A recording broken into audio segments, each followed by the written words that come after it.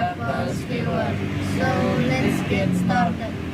We need is apple, Stove and pot. chocolate bar, Skewer. Knife and peeler. First, wash the apple. Second, peel the apple. Cut into the pieces.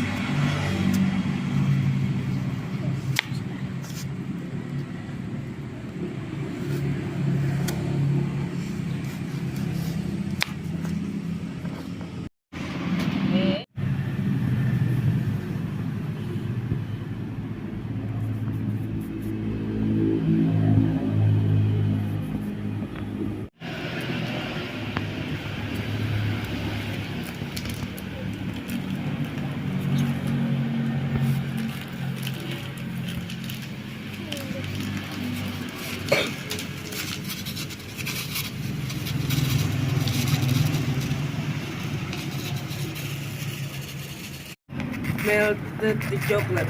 Sauce into apple skewer.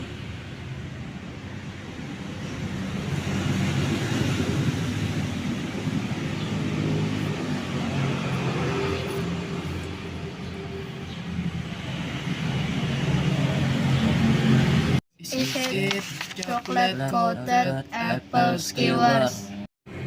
Yummy.